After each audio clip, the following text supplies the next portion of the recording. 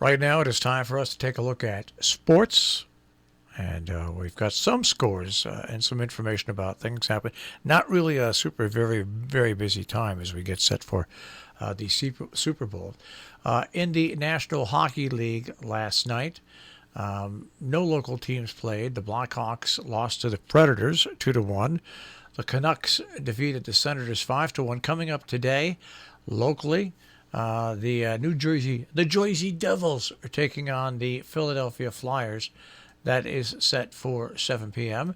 The Rangers taking on the Buffalo Sabres, and the Islanders taking on the Washington Capitals. The Bruins will be facing off against the Pittsburgh Penguins. That is set for 7 p.m. this evening. Taking a look at let's see here. Should be the NBA, but it's not. Why is it not? That's because I closed the wrong internet page. Yes, it's great to slowly grow old.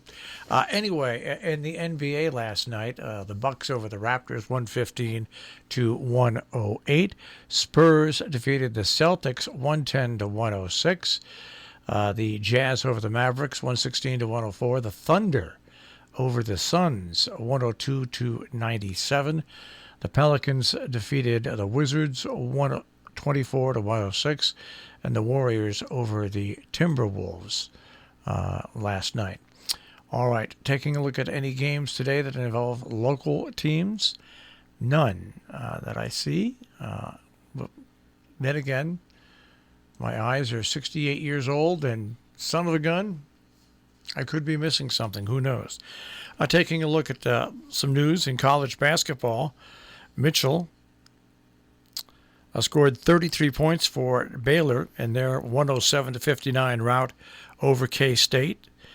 Number 14, Wisconsin, weathered a furious comeback by Maryland in their 61-55 win last night. Major League Baseball news. The Mets have traded left-hand pitcher Steven Matz to the Blue Jays for 3 young pitchers' arms. Hank Aaron made one last trip to the spot where he hit number 715. Just losing these giants in sports lately. John Lester has finalized a $5 million one-year deal with the Washington Nationals. And the Baseball Writers of America have responded to Curt Schilling's request to be removed from the 2022 Hall of Fame ballot. Schilling said he'd much rather be voted in by the old-timers, as they know more about baseball than the writers. The writers are saying he should not be excluded from that ballot, and they're asking the Hall of Fame to make sure that he is on that ballot.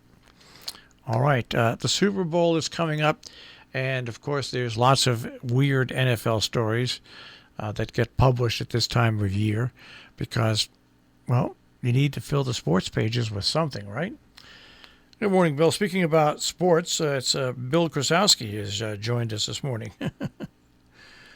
He still writes a column, talking sports. A lot of baseball going to be publishing.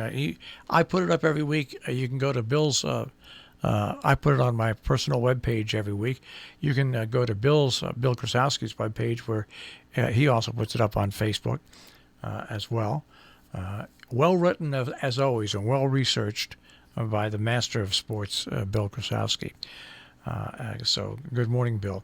But a couple of the stories that are floating around because there's nothing much else to talk about in the NFL. Eli Manning says Tom Brady's Super Bowl losses to Giants, quote, still bothers him, end quote. I didn't even bother going to that story because it would bother him, because if it wasn't for the Giants,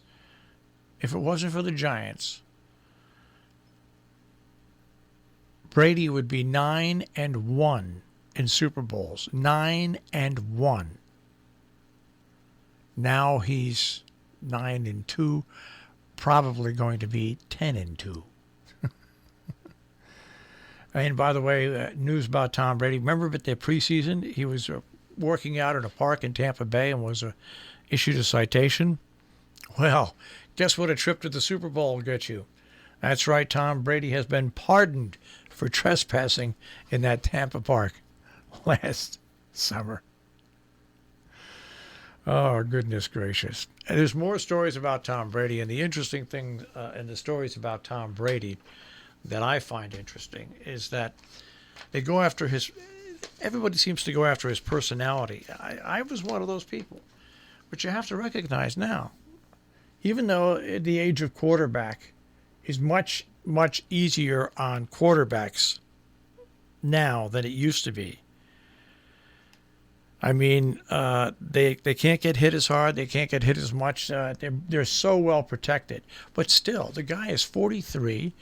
In 20 NFL seasons, he's been in 10 Super Bowls. He's won 8 of those Super Bowls.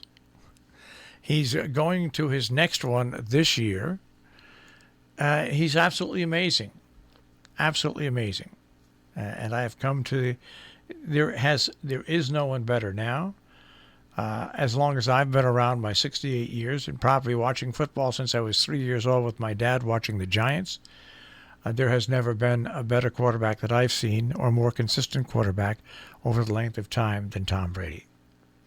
Yeah, you've got unbelievable quarterbacks with Joe Montana leading that there with what he did with San Francisco. And there's lots of great players. Terry Bradshaw, 5 Super Bowl rings.